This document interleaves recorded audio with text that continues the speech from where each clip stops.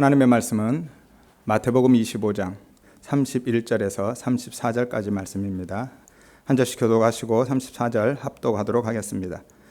인자가 자기 영광으로 모든 천사와 함께 올 때에 자기 영광의 보좌에 앉으리니 모든 민족을 그 앞에 모으고 각각 구분하기를 목자가 양과 염소를 구분한 것 같이 하여 양은 그 오른편에 염소는 왼편에 두리라. 그때 임금이 그 오른편에 있는 자들에게 이르시되 내 아버지께 복받을 자들이여 나와 창세로부터 너희를 위하여 예비된 나라를 상속받으라. 아멘. 여러분 안녕하세요. 반갑습니다. 날씨가 많이 쌀쌀해졌습니다. 늘 일교차가 크니까요. 감기 조심하시기를 바랍니다. 오늘 말씀은 원래 46절까지 말씀을 함께 봐야 되는데 길어서 다 읽지는 않았지만 말씀 중에 함께 다 나눠가도록 하겠습니다. 여러분 혹시 상황극을 보신 적이 있으신가요? 혹은 상황극은 아시죠? 상황극을 보기는 조금 어려울 수 있지만 아시기는 하실 것 같습니다. 상황극이란 것은 어떤 특정한 상황을 주고 그에 대한 내용의 전개나 혹은 결과를 관객과 그리고 배우가 스스로 만들어가는 그런 형식의 연극이죠. 주로 심리적인 치료에 많이 쓰입니다. 문제가 많은 아이가 부모의 역할을 한다랄지 혹은 자식에게 너무 집착하는 부모가 자식의 역할을 하는 등 역할 교환을 통해서 서로 상대방의 마음을 이해하고 혹은 자신의 문제점을 발견하고 치유받는 그런 형식의 연극이죠. 그래서 상황극은 말 그대로 그 상황에 따른 즉흥적인 반응을 통해서 진행해 나가는 것입니다. 그렇기 때문에 특정한 대본도 없게 되죠. 참여하는 등장인물은 크게 두 부류로 나누어집니다. 한 부류는 상황극을 통해서 치유와 교훈을 받아야만 하는 환자들, 또 다른 한 부류는 그 환자들에게서 치유와 교훈을 주기 위해서 한시적으로 고용되어진 엑스트라들입니다. 그러나 그 상황극의 주인공은 언제나 치유와 교훈을 받아야만 하는 환자들이죠. 왜냐하면 그 상황극은 그들을 위해서 필요한 거기 때문입니다. 그래서 모든 상황극의 초점은 항상 환자에게 맞추어져 있는 것이죠.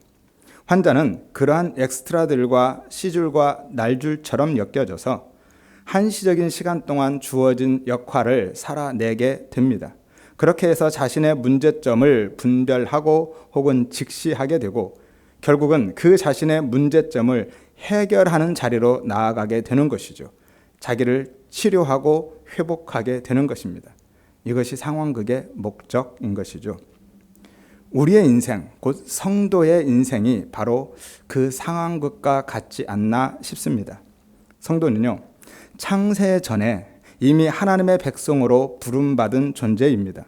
34절에 말씀하죠. 창세로부터 너희를 위하여 예비된 나라를 상속받으라. 창세로부터.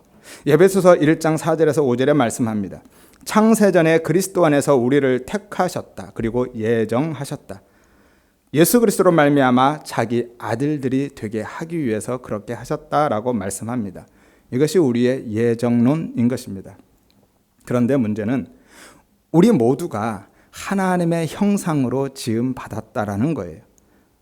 다시 이야기해서 죽은 흙에 불과하던 어떤 존재가 하나님의 성품인 그 인격과 이성을 부여받게 되었고 하나님과 방불한 삶을 살아가게 되었다라는 것이죠. 그때 필연적으로 발생하게 되는 문제가 있는데 그것이 바로 교만과 불순종인 것입니다. 피조물이 자신의 위치, 자신의 자리를 벗어나서 창조주의 자리를 넘보는 것, 그 자리에 앉으려 하는 것, 그것이 교만이고 그것 때문에 아담과 하와가 하나님께 불순종했던 것이죠. 하나님처럼을 꿈꾸면서 창세기 3장 5절에 말씀하죠. 사단이 아담과 하와를 그렇게 유혹합니다. 너희가 이것을 먹으면 먹는 날에는 누구처럼요? 하나님처럼 하나님과 같이 될 것이다. 그래서 피조물이 자신의 피조물의 위치를 벗어나서 하나님처럼을 꿈꾸는 것, 그것이 교만인 것이고 그것 때문에 불순종을 하게 되는 것이죠. 성경은 이것을 죄라고 하고 있습니다. 이것이 죄인 거예요. 죄의 본질입니다. 하나님은요, 역사와 인생 속에서 바로 그것을 알려주고 우리가 깨닫게 하기 위해서, 그래서 하나님과 연합하고 순종의 삶을 살아가기 위해서 우리를 이 땅에 보내신 거예요. 한마디로 피조물이 원래의 자리, 피조물의 자리에 서게 하고 그 자리에서 살아가게 하기 위해서 그렇게 하시는 겁니다. 따라서 성도는 창세로부터 하나님의 백성으로 작정된 존재들이지만 이 역사라는 시간과 우주라는 공간 속에서 죄인이라는 역할을 부여받게 되는 거예요. 상황극에 투입되어서 자신이 죄인임을 깨닫게 되고 그 죄의 추악함과 더러움과 허망함과 파괴력을 배우게 되는 것이죠. 그리고 그 죄 속에 빠져있는 자녀를 향한 하나님 아버지의 마음, 그분의 사랑을 경험하게 되는 것이고 창세전에 준비된 새 하늘과 새 땅으로 곧 천국으로 옮겨가게 되는 것입니다. 그러니까 우리가 죄인으로 태어났다가 어쩌다가 혹은 우연히 재수 좋아서 구원받고 재수 없으면 구원 못 받고 하는 게 아니라는 거예요. 따라서 이 역사라는 상황극의 주인공은 항상 언제나 우리 성도임을 기억하시기를 바랍니다. 유력한 정치인도 아니고요, 유명한 배우도 아닙니다. 그리고 그 주인공의 치유와 교훈 혹은 양육을 위해서 수많은 엑스트라들, 불신자들이 상황극 속으로 투입되어지는 것이죠. 그리고 그들은 이 세상에서 뿐만이 아니라 영원한 불못, 유황불, 곧 지옥에 들어가서까지도 영혼을 살아가는 하나님의 백성들을 위한 영원한 교훈의 교재로 쓰이게 되는 것입니다. 천국과 지옥은 서로 왕래는 할 수 없지만 바라볼 수는 있기 때문이죠. 이 세상의 삶은 그렇게 상황극처럼 잠깐 지나가는 것입니다. 그래서 성경에서는 하룻밤 꿈 같다라고 말씀하죠. 우리도 그렇죠. 일장춘몽이다라고 합니다. 아침 안개와 같다고도 하고 그림자와 같다고도 합니다. 그렇게 순식간에 지나가게 되는 것이죠. 하지만 천국과 지옥은 영원한 거예요. 영원합니다. 만약에 지옥이 한시적이라면, 그것이 몇백 년이 됐든 몇천 년이 됐든 상관없습니다. 한시적이라면. 그리고 그 이후에 다시 우리에게 기회가 주어진다면 저는 이 땅을 제 마음대로 살아갈 자신이 있습니다. 다시 기회가 있다면. 하지만 천국과 지옥은 한시적이지 않고 영원함을 믿으시기를 바랍니다. 다시는 기회가 없는 거예요. 고린도후서 4장 18절에 말씀하죠. 우리가 주목하는 것은 보이는 것이 아니요 보이지 않는 것이니 보이는 것은 잠깐이요 보이지 않는 것은 영원하다. 보이지 않는 것, 곧 하나님의 나라 혹은 지옥, 그것은 영원한 겁니다. 잠깐이라는 게 일시적인이라는 의미예요. 딱 한순간을 의미합니다. 이 딱 한순간. 불교 용어에서 좀 빌려오면 조금 더 설명이 쉬울 것 같습니다. 불교 용어에서 뭐라고 하죠? 찰나라고 하죠. 이 찰나. 찰나가 어느 정도의 길인 줄 아시나요? 75분의 1초예요. 한 찰나가. 얼마나 짧습니까? 눈에 보이는 세상, 인생은 그렇게 정말 찰나처럼 지나. 영원에 비하면.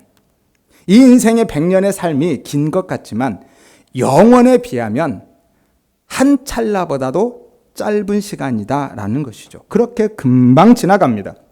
그래서 성경이 우리의 삶을 나그네의 삶이다. 우리는 이방인이고 외국인이다 라고 하는 것입니다. 따라서 우리는 성도들은 잠깐 머물다 가는 이 세상에서 자신에게 주어진 역할에만 충실하게 하다가 가면 되는 거예요. 그런데 문제는 자신을 드러내고 자랑하고 싶어하는 사람들이 자신에 대한 역할에 대한 불만을 갖게 되는 것이죠. 그래서 다른 역할을 추구하고 다른 역할을 시도한다라는 겁니다. 이것을 희망이라고 하는 거예요. 자신의 과거에서 벗어나서 혹은 현재의 모습에서 벗어나서 미래에 되고 싶은 나를 꿈꾸는 것, 이것이 희망인 거예요. 모든 인간은 바로 그 희망을 이루기 위해서 살아갑니다. 이것을 바로 부자지향적인 삶이다 라고 하는 겁니다. 따라서 인간의 희망이라는 것은 성취되어져야만 하는 것이 아니라 오히려 하나님에 의해서 부정되어야만 하는 것이고 기각당해야만 하는 것입니다. 왜냐하면 내가 원하는 내 역사를 이루기 위해서 하나님의 뜻, 하나님의 역사를 거스르는 행위이기 때문이죠. 이것이 유대주의고 인본주의고 바리새인들의 삶인 것입니다. 그래서 자신의 희망을 위해서 사는 사람들은 하나님의 역사를 부정합니다. 오직 자기만 드러내고 싶어 하고 자기만 높이고 싶어 합니다. 자기 역사, 내 의를 세우고 싶어 하는 것이죠. 하나님의 뜻이 아닌 내 이름, 내 가치, 내 영광을 위해서 살아갑니다. 왜냐하면 아담 안에서 선악과를 먹고 태어난 사람은 내가 하나님처럼 되었다라고 착각하고 있기 때문이에요. 그래서 자신이 죄인으로 폭로되는 것을 감당하지 못합니다.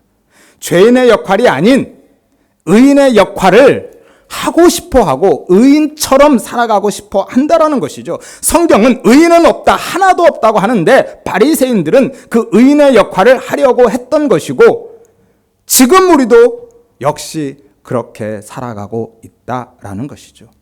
이게 바로 오늘날의 성화론인 거예요. 우리 모두는요, 선악과를 일배에 물고 태어났기 때문에 누구도 의인의 역할을 해낼 수 없습니다.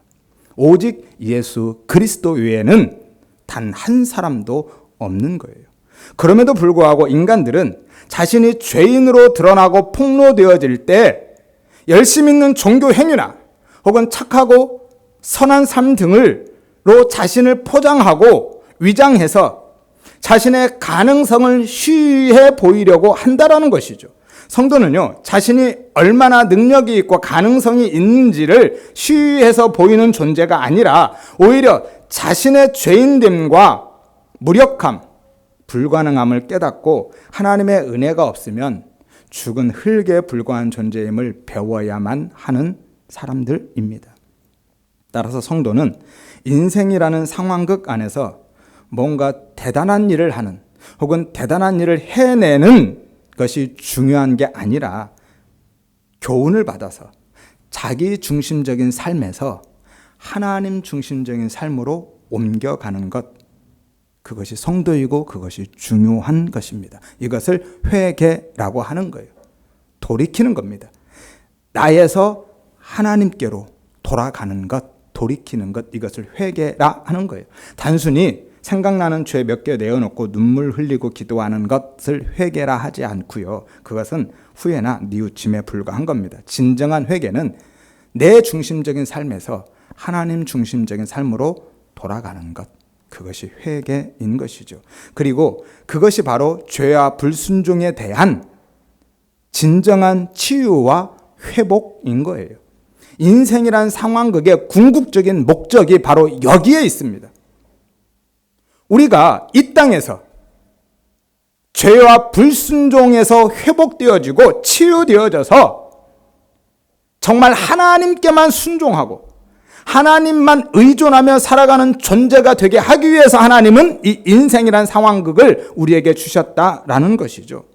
성도는 그렇게 인생이라는 상황극 속에서 죄인으로 살아가게 되지만 하나님이 믿음이라는 선물을 주심으로써 우리의 눈과 귀를 열어주시고 장차 우리가 어떤 존재로 완성되는지를 보게 하십니다. 그리고 알게 하셔요. 이것을 믿음이라고 합니다. 보이지는 않지만, 지금 당장 내 눈앞에 현실 세계에 존재하지는 않지만 보이는 것으로 보게 하시는 거예요. 그래서 히브리서 11장 1절에 말씀합니다. 믿음은 바라는 것들의 실상이요 보지 못하는 것들의 증거다라고 하는 거예요. 지금 없는 것, 존재하지 않는 것을 진짜 있는 것으로, 실존하는 것으로 보게 하시는 겁니다. 어떤 가능성에 대한 막연한 기대나 희망을 이야기하지 않습니다. 진짜 눈으로 직접 보고 있는 명백한 확신, 그것을 의미하는 거예요. 이것을 소망이라고 합니다. 언약 안에서 이미 완료되어진 하나님의 나라를 믿음 안에서 바라보게 하는 것, 이것이 소망인 거예요. 조금 이따가 조금 더 자세히 설명드리도록 하겠습니다. 그러니까 희망은 우리의 욕심, 죄성에서 기인해서 내 미래에 대한 기대이고 내가 되고 싶어하는 나이지만, 소망은 하나님의 은혜의 언약 안에서 완료되어진 하나님의 나라에 대한 기대이고 하나님이 완성해 가실 나인 겁니다. 이해되시나요? 희망과 소망의 차이점을 아시겠습니까? 희망은 한마디로 내가 되고 싶은 나고, 소망은 하나님이 완성해 가실 나예요. 그것을 바라보는 겁니다. 그래서 우리의 희망은 성취되어져야만 하는 것이 아니라 소망에 의해서 부정되고 기각되고 잠식되고 점령당해야만 한다라고 말씀드린 거예요. 이것을 자기 부인이다 라고 하는 것이고요. 이것이 바로 우리의 신앙 생활인 거예요. 하나님의 힘에 의해서, 하나님의 힘을 이용해서 내 희망을 성취하고자 하는 것, 그것은 신앙이 아니라 종교이고 우상이라니까요. 나를 우상으로 만들어 가는 겁니다.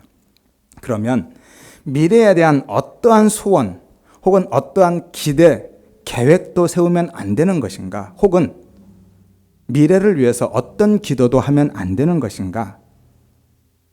그렇지 않습니다. 그게 아니라니까요. 안 된다, 필요 없다라는 게 아니라 미래에 대한 기대, 계획 필요하죠. 그리고 그것들을 위해서, 내일을 위해서 기도하는 것 필요한 정도가 아니라 반드시 해야만 하는 것입니다.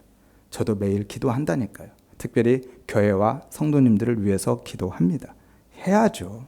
다만 하나님 안에서 하시라는 거예요. 오직 내 안에서 나를 위해서 하는 게 아니라 하나님 안에서, 그 나라에 대한 믿음 그리고 그 소망 안에서 하는 겁니다. 그래서 그 은혜를 구하는 거예요.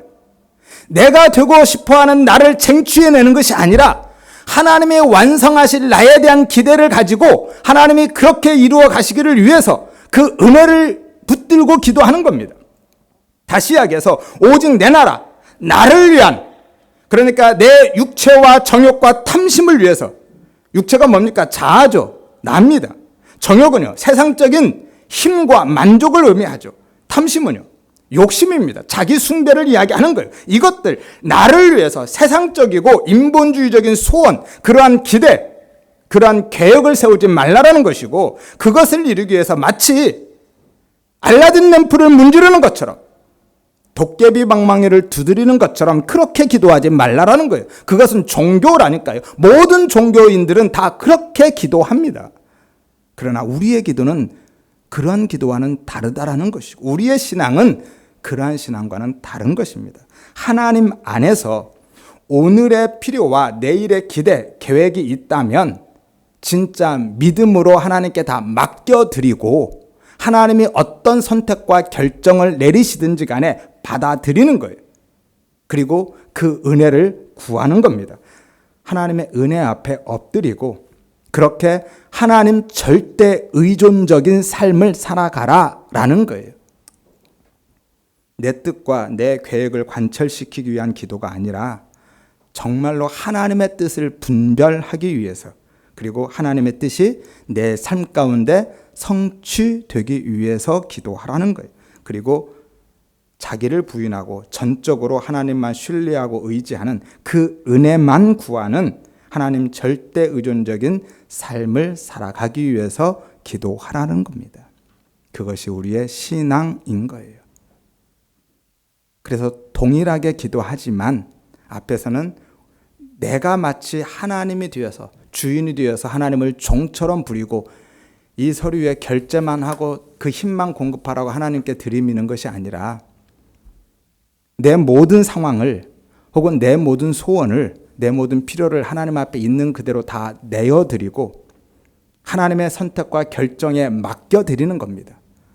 그리고 하나님이 어떤 결정을 내리시든지 간에 때로는 내게 불리하다 할지라도, 때로는 내가 원하는 것이 아니라 할지라도 하나님의 뜻이라면 믿음으로 받아들이는 겁니다. 그리고 그 은혜 앞에 엎드려지는 거예요. 하나님 앞에 다 맡기고 하나님만 의존해서 살아가는, 하나님 절대 의존적인 삶을 살아가는 것, 그것을 위해서 기도하는 것, 이것이 우리의 기도이고 신앙이라는 것이죠. 아무튼 내 희망은 버려져야만 합니다. 단순히 세상적이고 인간적으로 내가 되고 싶어하는 나는 버려야만 하는 것이고, 새 소망, 하나님이 완성해 가고 싶어하는 나를 바라보고 그 소망을 붙들고 살아가시기를 바랍니다. 우리 모두는 인생이라는 상황극 속에서 내 능력을 드러내고 내 가치를 챙겨가는 존재가 아니라 죄의 본질과 하나님의 은혜를 깨닫고 배워서 본질적인 치유를 받고 하나님의 형상으로 회복되어서 원래 우리의 본향, 곧 하나님의 나라로 들어가야 할 하나님의 백성들이고 하나님의 자녀들임을 믿으시기를 바랍니다. 따라서 이 땅에서의 윤리 혹은 도덕, 율법적인 삶은, 착하고 선한 그런 일들은 하나님 나라 입성에 전혀 영향을 미치지 못합니다. 우리는 각자 주어진 자리에서 자신의 죄인됨을 깨닫고 하나님의 은혜의 필연성을 깨닫고 하나님 절대 의존적인 존재로 그냥 살아가면 되는 겁니다. 그렇게 사는 거예요. 이 땅에서 무엇을 많이 해내려고 사는 것이 아니라, 많이 이루고 성취해내려고 사는 것이 아니라, 내가 죄인됨과 하나님의 은혜가 아니면 나는 죽은 흙에 불과함을, 그 은혜의 필연성을 깨닫고 하나님만 의존하고 사는 절대 의존적인 삶을 그냥 살아가는 겁니다. 그 삶에 주어진 상황, 역할이 어떤 역할이 되었든지 상관이 없어요. 그런데 우리는 자꾸 다른 역할을 꿈꾼다니까요. 그것을 위해서 시도하고 그것만 추구하고 내가 되고 싶어하는, 내가 하고 싶어하는 진짜 의인의 역할, 진짜 사람들 앞에서 드러나고 높아지는 그 역할만 하고 싶어 한다라는 게 문제라는 것이죠. 따라서 우리는 상황극 안에서 다른 역할을 꿈꾸면 안 됩니다. 환자는요, 자신에게 교훈과 치료를 받아야 할, 자신이 교훈과 치료를 받아야만 하는 존재임을 기억하고, 그리고 그 상황극 안에서 그 목적을 이루면 되는 겁니다. 자꾸 내가 치료받고 내가 회복되어야 할 존재임을 잊어버리고 무엇인가 그 상황극 안에서 다른 것을 기여하려고 하면 그 기여는 엑스트라들이 하는 겁니다. 우리가 하는 게 아니고 환자가 하는 게 아닙니다. 그런데 환자들이 자꾸 다른 것을 기여하려고 하면 그 상황극은 실패하는 거고 한마디로 망하는 거예요. 이게 바리새인들의 삶이라니까요. 오늘 본문 양과 염소의 비유는 바로 그 이야기를 하고 있는 겁니다. 마지막 심판 때에 양과 염소를 나눌 것인데, 양은 영생에 곧 천국에 들어가고 염소는 영벌에 지옥에 떨어질 것이다 라는 것이죠. 따라서 우리는 열심히 착한 일을, 오늘 본문에서 말씀하는 굶주리는 자에게 먹을 것을 주고 목마른 자에게 마실 것을 주고 나그네든 자를 영접하고 헐벗은 자에게 옷을 입히고 병든 자와 옥에 갇힌 자를 돌아보는 것, 그러한 착한 일들을 많이 해서 양이 되어야 한다, 그래야 천국 간다 라고 하는 게 아닙니다. 그렇게 선한 삶을 살아가지 않으면 염소로 분류돼서 지옥에 떨어질 것이다 라고 하는 게 아니라니까요. 오늘 본문은 양과 염소는 처음부터 다르다라고 말씀하고 계신 거예요. 양은 처음부터 양인 것이고 염소는 처음부터 그냥 염소예요. 어떤 역할을 잘 해내서 염소가 양이 되고 양이 염소로 떨어지고 그렇게 되는 게 아닙니다. 우리는요, 창세 전에 이미 결정되어져 있다라니까요. 우리의 노력 여하로 바뀌지 않습니다. 그리고 그 양, 은혜 안에 있는 자들과 염소, 은혜 밖에 있는 자들의 삶이 어떻게 다른지를 본문을 통해서 보여주고 있는 것이고, 양들에게 구원의 은혜, 그 천국이 어떻게 주어지는지, 그리고 염소들이 왜 지옥, 그 심판을 받을 수밖에 없는지에 대해서 말씀해 주고 계시는 것이 바로 오늘 본문의 내용이라니까요. 이 세상의 삶에 의해서 우리의 윤리와 도덕, 율법의 지킴의 그 수준에 의해서 양과 염소로 분류되는 것이 아니라, 그럴 것 같으면요, 예수 믿지 않는 사람 중에서 양으로 분류되고 천국 갈 사람들이 참 많습니다. 혹은 예수 믿는 사람들도 염소로 분류돼서 지옥에 갈 사람들도 많은 것이죠. 그러나 양과 염소는 이미 창세전에 갈려 있다니까요. 본문 34절 말씀드렸죠. 오른편에 있는 자들, 양이죠. 그들에게 이르되 창세로부터 너희를 위하여 예비된, 이 예비된이 완료형 동사입니다. 이미 결정되었다는 거예요. 예비된 나라를 상속받으라. 41절에도 말씀하죠. 왼편에 있는 자들, 염소들입니다. 그들에게 이르되 저주를 받은 자들아. 역시 완료형 동사입니다. 결정되었습니다. 나를 떠난 마귀와 그 사자를 위하여 예비된, 역시 완료형 동사를 쓰고 있죠. 영원한 불에 들어가라. 창세 전부터 양과 염소는 결정되어져 있습니다. 갈려 있는 거예요. 그러니까 천국과 지옥은요, 이미 창세전에 완료가 되어 있고 거기에 들어갈 존재들도 이미 구별되어져 있고 완료되어 있다라는 거예요. 따라서 양과 염소는 그렇게 처음부터 갈려진 상태로 이 땅에 오는 것입니다. 이것을 무조건적인 선택이라고 하는 거예요. 로마서 9장 10절에서 15절에 말씀합니다. 리브가가 임신하였을 때 그 자식들이 아직 나지도 아니하고 무슨 선한 일이나 악을 행하지 아니한 때에 택하심을 따라, 언제 택했다고요? 아직 나지 않았을 때, 임신했을 때, 어떠한 선한 일도 악한 일도 없을 때에 하나님이 택하셨다라는 거예요. 누구를요? 하나님의 뜻이 행위로 말미암지 않고 오직 부르시는 이로 말미암아 서게 하려 하사, 누구를 택했어요? 큰 자가 어린 자를 섬기리라. 어린 자를 선택하신 거예요. 그래서 내가 야곱은 사랑하고 에서는 미워하였다라고 말씀하는 겁니다. 에서가 뭔가 나쁜 짓을 해서 에서를 선택하지 않고 야곱이 뭔가 선한 일을 해서 야곱을 선택한 게 아니라니까요. 그냥 하나님의 뜻입니다. 그 뜻이 어떤 뜻이에요? 행위로 말미암지 않는다라는 것을 보여주기 위해서 하나님이 그렇게 선택하셨다라는 거. 이것을 무조건적인 선택이라고 한다니까요. 아무 조건이 없는 선택입니다. 우리의 조건, 우리의 자격, 우리의 공로에 의한 선택이 아니라 하나님이 그런 모든 조건 없이 오직 하나님의 긍휼하심으로 하나님의 뜻으로 선택해 주셨다라는 겁니다. 그런즉 우리가 무슨 말을 하리요? 하나님께 불의가 있느냐? 그럴 수 없다. 내가 긍휼히 여길 자를 긍휼히 여기고 불쌍히 여길 자를 불쌍히 여겼다라고 말씀합니다. 그러니까 19절에서 21절에 이야기하죠. 사람들이 그 하나님을 향해서 불의하다 혹은 원망하고 비난하는 목소리들이 있으니까 이렇게 말씀합니다. 네가 내게 말하기를, 그러면 하나님이 어찌하여 허물하시느냐, 누가 그 뜻을 대적하느냐 하리니, 이 사람아, 내가 누구기에 감히 하나님께 반문하느냐? 지음을 받은 물건이 지은 자에게 어찌 나를 이같이 만들었느냐 하겠느냐? 토기장이가 진흙 한 덩이로 하나는 귀 쓸 그릇을, 하나는 천이 쓸 그릇을 만들 고난이 없느냐? 하나님은 토기장이고 우리는 그릇인데 하나님이 그 진흙으로 무엇을 만들든지 무슨 상관이냐라는, 하나님께 속한 고난 아니냐, 하나님 마음 아니냐라는 거예요.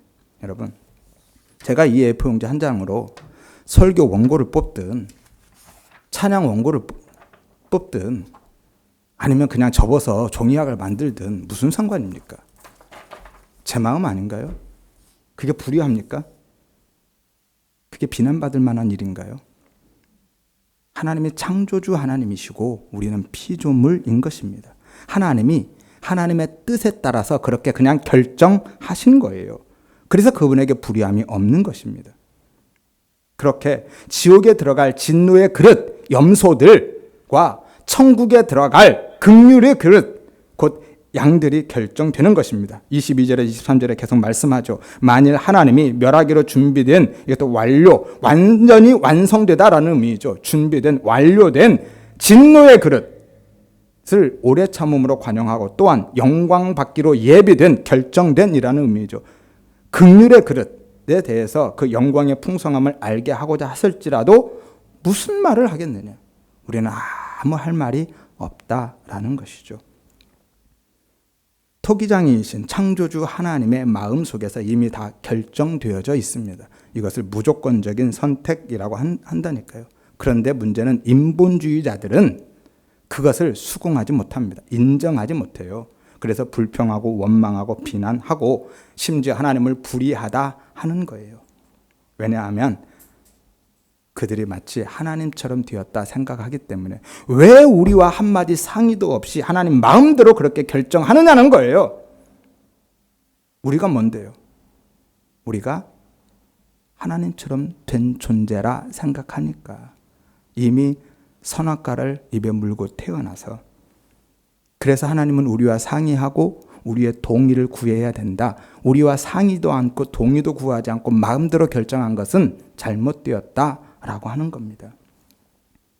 자기들이 마치 진짜 신이 된 것처럼, 처음부터 살아있는 것처럼. 여러분, 우리는 살아있는 존재가 아닙니다. 그냥 그렇게 착각하는 것이죠. 숨쉬고 있다고 산 존재가 아니에요. 다음에 기회가 되면 조금 더 자세히 말씀드릴 텐데요. 우리는 이미 죽은 존재입니다. 그런데 스스로 살아있다라고 착각하고 생각하는 거예요. 이것을 교만, 죄라고 한다니까요. 하나님처럼 되었다라고 생각하는 것. 인간의 처음 자리는요, 그냥 죽은 흙의 자리입니다. 에베소 2장 1절에 말씀하죠. 그는 허물과 죄로 죽었던 너희를 살렸다.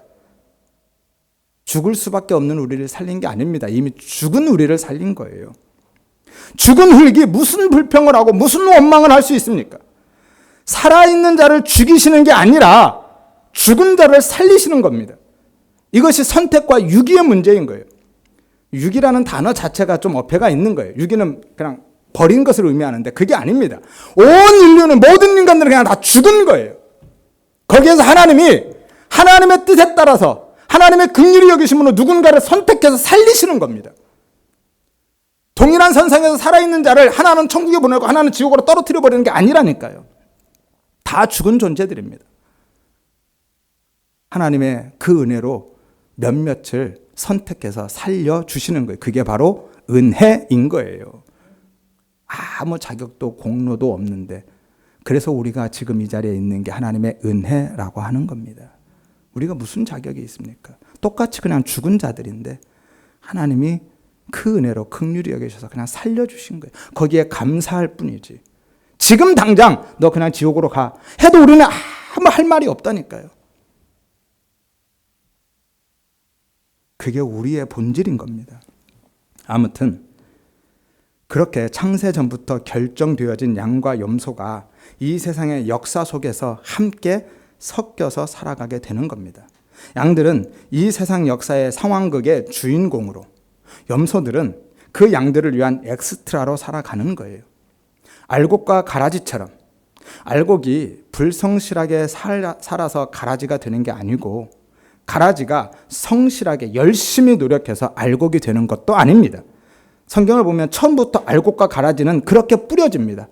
알곡은 농부가 뿌렸고 가라지는 누가 뿌립니까? 사탄이 뿌리고 간 거예요. 마귀가 그렇게 뿌렸습니다. 처음부터 알곡과 가라지는 그렇게 뿌려진 거예요. 그리고 끝까지 그 상태로 자라갑니다. 그리고 나중에 알곡은 곡간으로 들이고 가라지는 불에 던져 태우는 겁니다. 좋은 물고기와 나쁜 물고기, 못된 물고기도 그렇죠. 동일합니다. 처음부터 그렇게 태어난 거예요. 그리고 그렇게 계속 자라갑니다. 좋은 물고기가 선한 일을 못해서 나쁜 물고기가 되는 게 아니고, 나쁜 물고기가 착한 일 많이 해서 좋은 물고기가 되는 게 아닙니다. 처음부터 그렇게 태어났고 그렇게 사는 거예요. 그리고 마지막 심판 때 좋은 것은 그릇에, 나쁜 것은 다시 버려져서 죽는 겁니다. 마지막 심판 때에 그렇게 갈라지는 거예요. 지금은 섞여 살지만 마지막 심판 때는 다시 갈라지는 겁니다. 마태복음 13장 49절에서 50절에 말씀하죠. 세상 끝에도 이러하리라. 의인 중에서 악인을 갈라내어서 풀무불에 던져 넣을 것이다. 거기들이 거기서 울며 이를 갈 것이다 라고 말씀하죠. 마지막 때에 그렇게 갈라내는 겁니다. 지난번에 깨어있는 종 비유를 이미 말씀드렸죠. 하나님의 말씀, 그 언약, 구속사는 이미 우리의 시간 혹은 행위, 우리의 역사, 우리의 사건들을 통해서 성취되고 완성되는 게 아니다. 이미 완성되어져 있다라고 말씀드렸죠. 영원히 변하지 않는 하나님의 그 언약 묵시가 이미 완성된 그 언약, 그 묵시가 우리의 시간과 역사, 현실 속으로 그렇게 쏟아져 들어오는 거고 우리의 삶 속에서 하나씩 펼쳐져 보여지는 겁니다. 처음 들으시는 분들은 지난 10월 9일 첫 주 설교를 다시 들어보시기를 바랍니다. 마치 씨앗처럼 씨앗이 심겨지면 싹이 나고 잎이 나고 거기서 꽃이 피고 열매가 맺히지만 씨앗 안에 이미 그 모든 것들이 다 들어있는 것처럼 그냥 시간을 통해서 하나씩 펼쳐져 보일 뿐입니다. 혹은 마치 빛과도 같습니다. 여러분, 우리가 밤하늘에 보면 제일 잘 보이는 별 중에 하나가 뭐예요? 북극성이죠. 근데 그 빛이 언제적 빛인 줄 아십니까? 지금 내가 보고 있다고 지금 반짝이는 게 아니잖아요. 언제 빛이에요? 약 450년 전 빛입니다. 정확히 434년 전 빛이에요. 우리는 지금 현실을 보고 있지만 그 빛이 지금 보여지지만 그 빛이 떠난 현실은, 그것의 진짜 현실은 지금이 아니라 언제라고요? 약 450여 년 전이라니까요. 창세전에 이미 완성된 하나님의 말씀, 그 언약, 구속사, 진짜 현실이 이 땅에 우리가 삶을 살아가는 이 시간 속에서 쏟아져 들어와서 우리의 역사 속에서 순서대로 하나씩 나타나고 그냥 펼쳐지는 겁니다. 이미 완성되어져 있는 거예요. 지금 우리의 어떤 행위에 의해서 바뀌지 않는다니까요. 그래서 우리의 구원이 확실하다 하는 거예요. 따라서 성도에게 주어질 현실은 지금 우리가 살고 있는 일상이 아니라 이미 완료되어진 하나님의 나라임을 믿으시기를 바랍니다. 그것이 진짜 우리의 현실인 거예요. 지금 당장 우리에게는 없지만 그 나라는 반드시 우리에게 그렇게 다가올 것이기 때문에 그것을 믿음으로 바라보는 것, 그것이 진짜 믿음이라니까요. 지금 우리는 이 땅을 살아가고 있지만 우리의 실상은 이미 어린 양의 혼인잔치에 들어가 있는 겁니다. 그것을 확신하고 바라보는 것, 그것이 우리의 믿음이고 이것을 소망이라고 한다니까요. 그래서 앞에서 소망은 언약 안에서 이미 완료된 하나님의 나라를 믿음 안에서 바라보는 것이다라고 말씀드렸던 것이고, 그 소망에 대해서 잠시 후에 설명드린다고 하는 것이 바로 이 내용입니다. 이것이 우리의 소망인 거예요. 그래서 히브리서 11장 1절 말씀대로 믿음은 바라는 것들의 실상이고 보지 못하는 것들의 증거다라고 하는 겁니다. 지금 당장의 눈에 보이지 않지만, 지금 우리의 눈앞에는 존재하지 않지만 믿음 안에서 실상으로, 그러니까 있는 것으로, 실존하는 것으로, 실체로 바라보는 겁니다. 어떤 가능성에 대한 막연한 기대나 희망이 아니라 진짜 믿음의 눈으로 명백히 내가 확인한 거예요. 그래서 확신하는 겁니다. 그래서 이것을 무엇이라고 한다고요? 증거다라고 한다니까요. 증거, 명백한 증거입니다. 그래서 믿음 안에 있는 성도는 비록 이 땅을 살아가고 있지만 지금 당장 눈앞에는 보이지 않지만 이미 천국을, 영생을 우리는 누리며 살고 있는 것입니다. 요한복음 17장 3절에 말씀하죠. 영생은 곧 유일하신 참 하나님과 그가 보내신 자 예수 그리스도를 아는 것, 곧 믿는 것이다 라고 말씀하잖아요. 그래서 이미 우리는 죽어서 천국에 가서 영생을 누리는 게 아니라 이 땅에서 영생을 누리며 사는 거예요. 따라서 성도는 아직 실현되지 않았지만 이미 완료된 하나님의 나라를 믿음 안에서 현실로 인식하고 확인하고 확신하고 바라보고 살아가는 겁니다. 다시 이야기해서 미래의 그 하나님의 나라가 지금 우리의 현실인 거예요. 그래서 자신의 희망을 품고 눈앞의 일상에만 매몰되어서 살아가고 있는 불신자들은 믿음 안에서 하나님의 나라의 소망을 품고 살아가고 있는 우리의 삶을 이해 못하는 것이고 우리를 비현실적이다라고 하는 거예요. 그들은 죽었다 깨도 이해할 수 없습니다.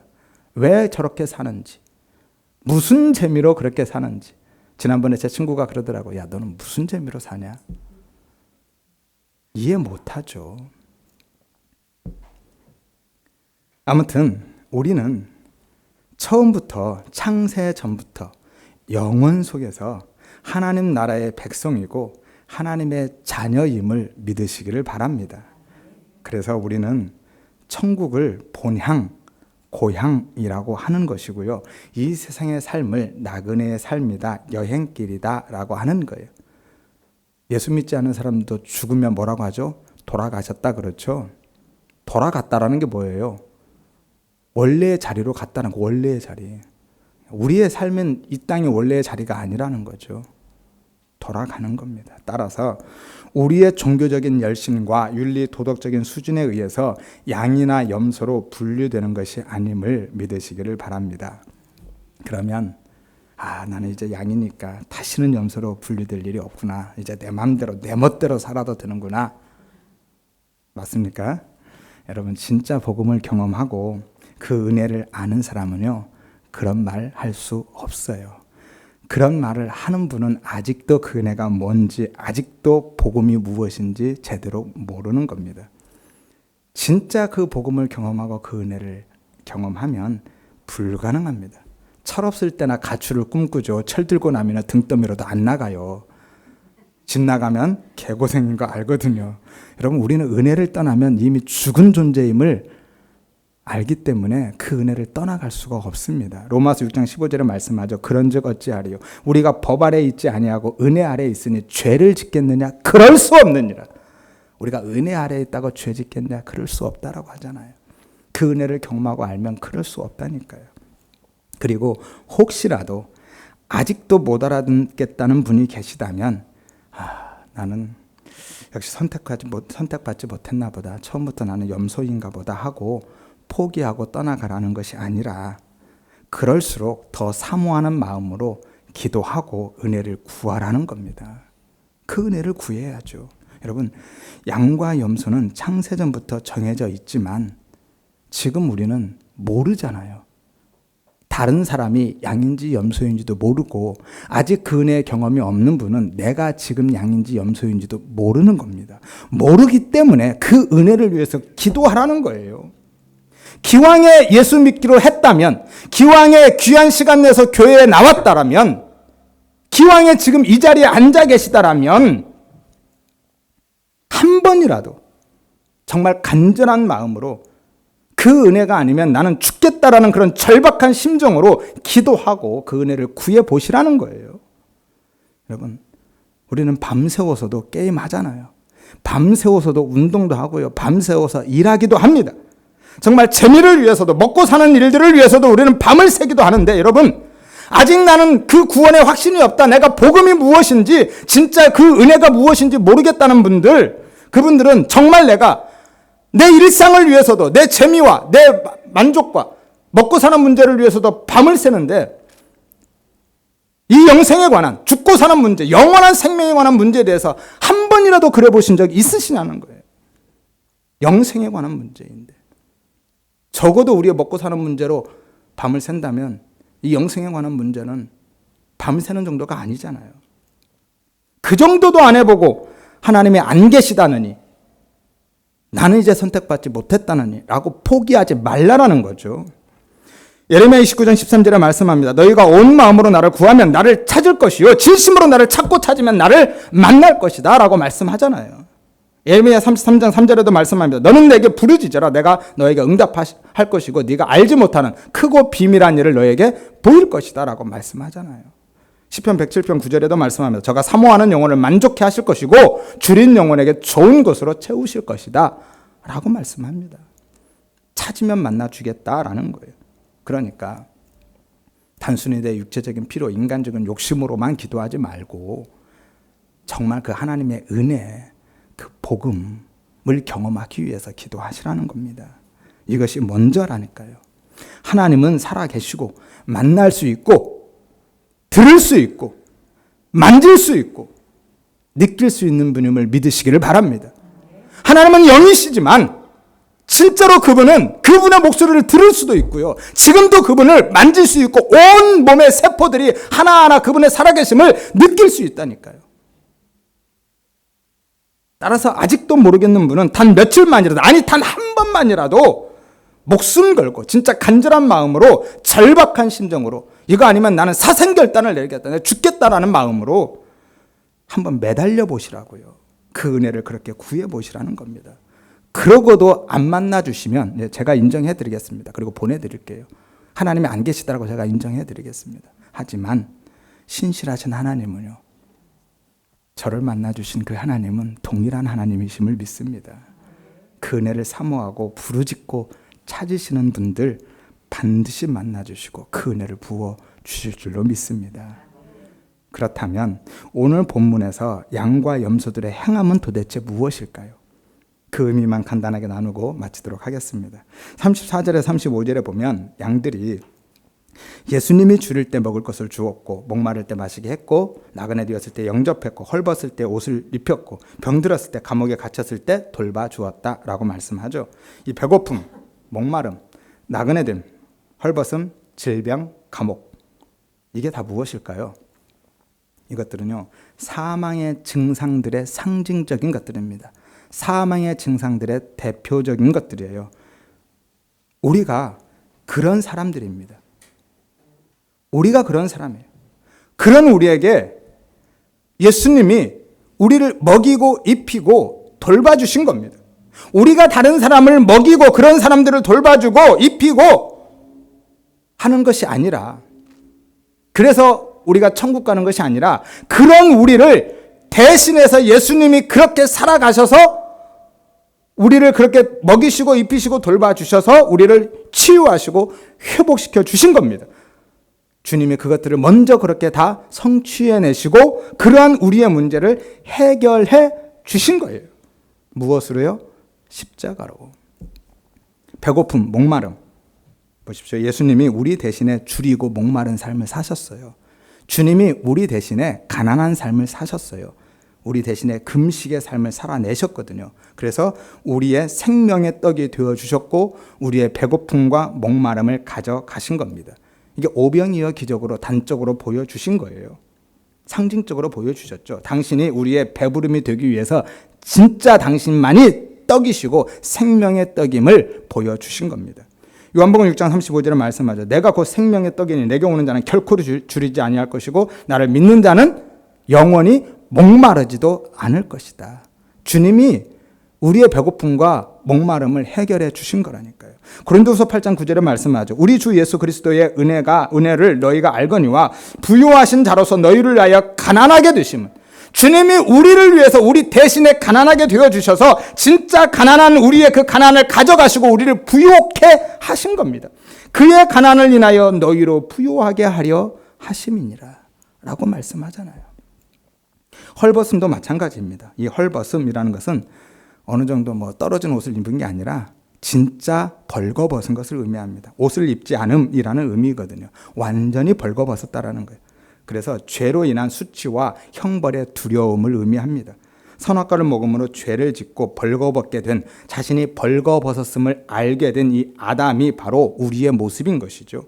창세기 3장 9절에 10절의 말씀이죠. 하나님이 아담을 부르셨을 때 네가 어디 있느냐라고 하시니까 아담이 뭐라고 합니까? 내가 벗었으므로 두려워하여 숨었나이다. 그 죄로 인한 부끄러움과 두려움을 의미하고 있는 것이죠. 그게 우리의 모습이에요. 그런데 예수님이 십자가에서 우리 대신에 어떻게 죽으셨어요? 벌거벗겨져 죽으셨습니다. 그림을 보면 팬티 한 장은 걸쳐놓지만 그건 예의상 걸쳐놓은 거고요. 원래는 완전히 벗겨집니다. 벌거벗겨지는 거. 우리의 벌거벗음을 주님이 그렇게 가져가신 거예요.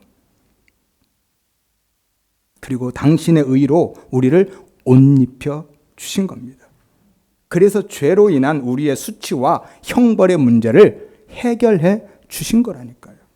그래서 예수님의 십자가 아래의 군병들이 예수님의 옷을 제비 뽑는 장면이 나오는 겁니다. 예수님은 그렇게 자신을 죽인 존재들, 그 죄인들에게 당신의 옷을 벗어주고 가신 거예요.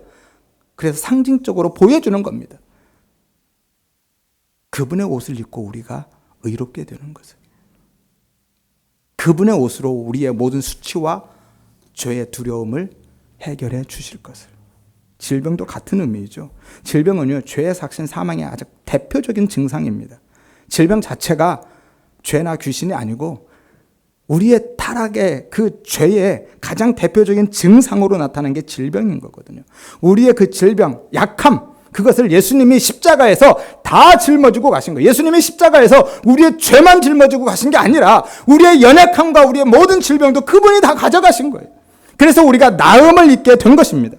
예수님의 생전에 질병을 치유하신 것도 마찬가지예요. 그것에 대한 상징으로 보여주시는 겁니다. 치료 자체가 목적이었다면 모든 병자들을 다 치료하고 다니셨어야죠. 그러나 주님은 그렇게 하지 않으십니다. 상징적으로 보여주시는 거예요. 모든 환자를 다 치료하지 않으십니다.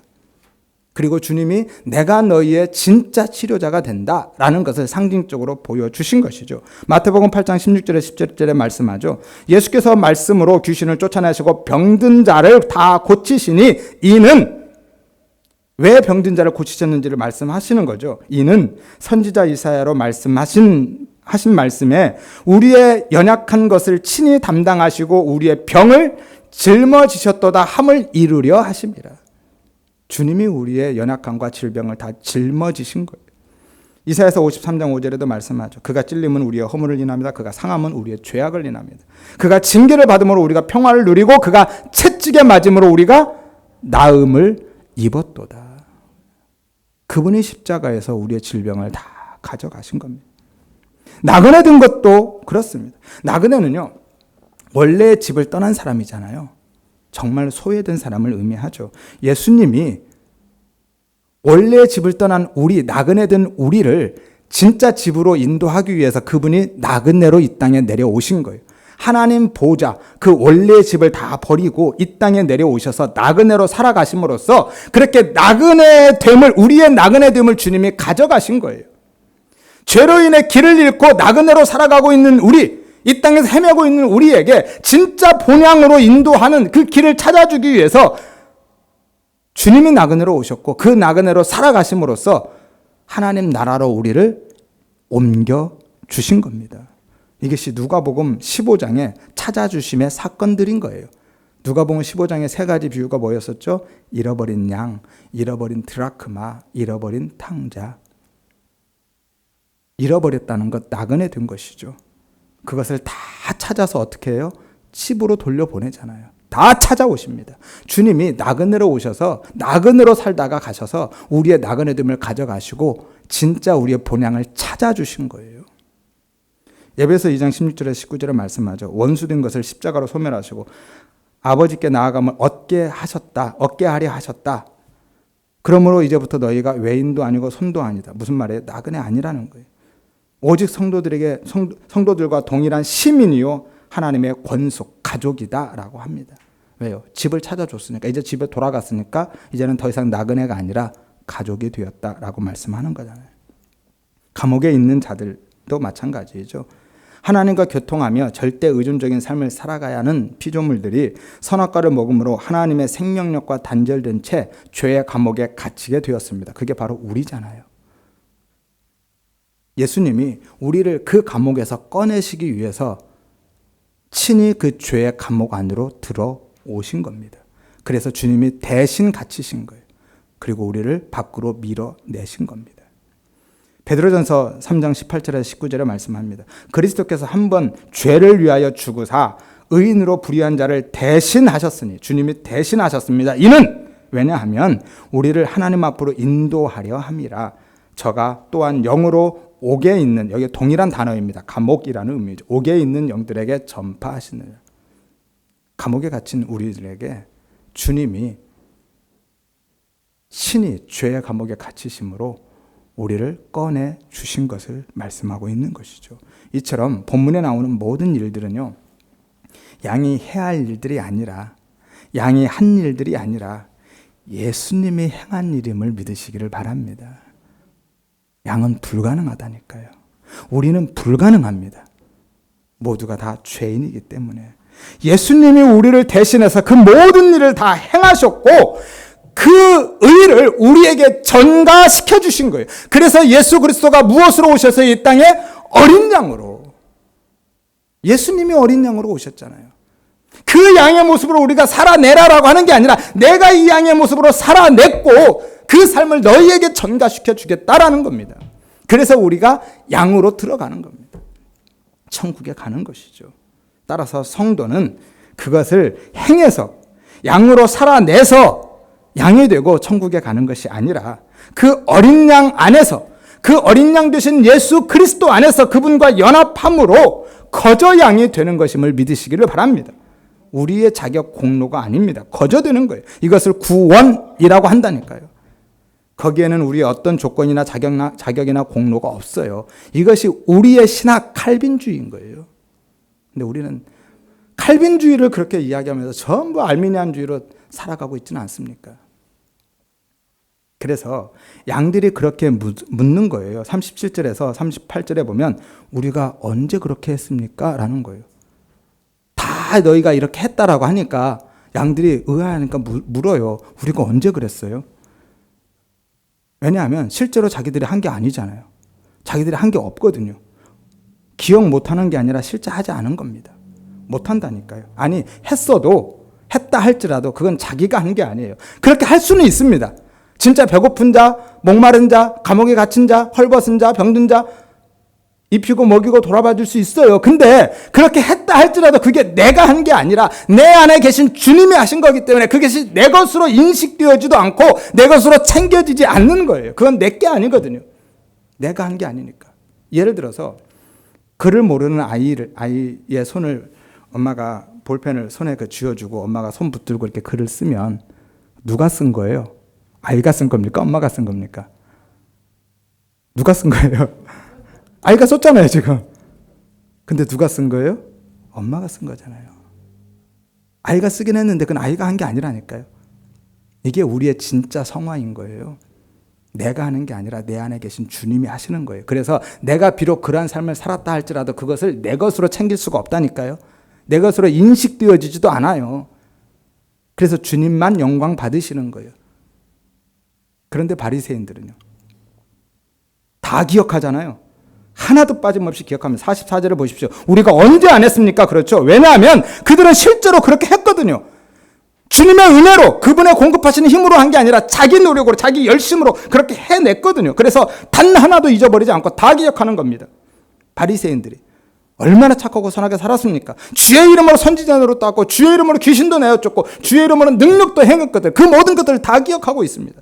그래서 우리가 언제 안 했냐고 묻는 겁니다. 자기들이 했으니까 다 자기 것으로 챙기고 있는 거예요. 근데 주님은 그 모든 걸 단 하나도 인정하지 않고 계십니다. 단 하나도 카운팅하지 않으셔요. 따라서 성도는 자기 행위가 아닌 예수님의 십자가 은혜로 인해서 그러한 일을 행한 자가 되는 것이고 그런 일을 행한 자로 인정받고 평가받는 것입니다. 이것을 은혜라고 한다니까요. 여겨주시는 거예요. 여겨주심의 은혜. 전가됨의 은혜. 전가의 의. 이것을 칭의라고 합니다. 그리고 그 은혜의 복음을 믿음으로 받고 이해하게 된 사람은 죽은 흙에 불과한 존재가 그 어린 양의 은혜로 거저 양의 존재가 되었음을 깨달은 자들에게서 가장 먼저 격발되어져서 가장 먼저 쏟아져 터져 나오는 것이 바로 자기 부인인 거예요. 왜냐하면 그 연약한 자, 그 지극히 작은 자, 그렇게 주렸고 목마르고 병들고 나그네 되었고 감옥에 갇혔던 자가 바로 나임을 아니까. 그게 나거든요. 그게 내 모습이었거든요. 그게 다 내 거였거든요. 그런데 주님이 십자가에서 그 모든 걸 다 가져가신 거예요. 그리고 완료된 하나님의 나라를 선물로 주신 겁니다. 그러니 그 은혜를 깨닫고 경험한 사람에게서 무엇이 나오겠습니까? 어떤 역할이 주어진다 할지라도 거기서 불평과 불만과 원망이 나오겠습니까? 한 감사밖에 없는 거예요. 그래서 하나님 앞에서 그렇게 지극히 작은 자가 되는 겁니다. 그리고 그것이 바로 지극히 작은 자로 오신 예수님을 대접하는 일인 거예요. 그래서 예수님이 너희가 나를 대접했다라는 거예요. 지극히 작은 자 하나를 대접한 것이 곧 나에게 한 것이다 라고 하는 겁니다. 시간 관계상 이 부분은 다음에 말씀을 나누도록 하겠습니다. 다음 주에 조금 더 나눌 수도 있는데요. 다음에 지극히 작은 자로 오신 예수님을 대접하는 일이 무엇인지를 좀 더 나누겠습니다. 이것이 상황극 인생을 살아가는 성도의 삶의 궁극적인 목적인 거예요. 이것이 진짜 치유이고 이것이 회복이고 이것이 성도의 본질인 겁니다. 상황극 안에서 착한 사람이 되는 것은 의미가 없습니다. 상황극을 상황극은 깨달음을 통해서 치료받고 회복되는 것이 목적이거든요. 자신이 지극히 작은 자임을 깨닫고 하나님 앞에서 지극히 작은 자로 살아가는 것, 한마디로 자기 부인의 삶을 살게 되는 것, 그것이 우리의 본질이고 이것이 우리의 삶의 목적인 것이고 이게 진짜 치유고 회복이라니까요.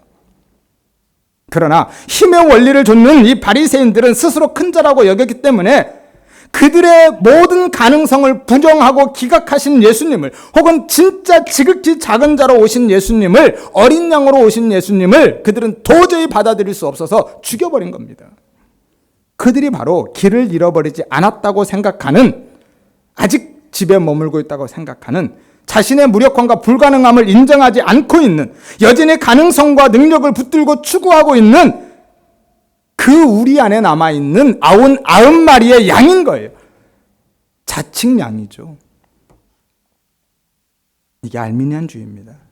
그런데 우리는 지금 어떤 삶을 추구하고 있는지, 어떤 삶을 쫓아가고 있는지 돌아보시기를 바랍니다. 진짜 양의 삶인가, 아니면 염소의 삶인가, 자칭 양의 삶인가. 하나님은 우리를 양으로 살다 오라고, 자신의 무력함과 불가능함을 깨닫고 오직 십자가의 은혜만 붙들고 자기 부인의 삶, 지극히 작은 자의 삶을 살다 오라고 이 역사의 상황극 안에 우리를 보내신 거예요. 우리는 염소들처럼, 바리새인들처럼 자꾸 세상적인 힘을 추구하고 내 능력과 가능성을 붙들고 있지는 않는지, 그것으로 천국문을 열고 들어갈 수 있다고 생각하고 실제로 밀고 들어가려고 시도하고 있지 않는지 진지하게 돌아보셔야만 한다라는 것이죠. 여러분, 오직 예수 그리스도의 그 십자가 은혜 앞에 엎드려지시기를 바랍니다. 그리고 그 은혜의 모든 것을 맡기시기를 바라고요. 오직 그 은혜만 붙들고 사시기를 바랍니다. 그렇게 진짜 양으로, 지극히 작은 자로 하나님 앞에 절대 의존적인 자기 부인의 삶, 진짜 성도의 삶을 살아가시기를 주의 이름으로 축원드립니다.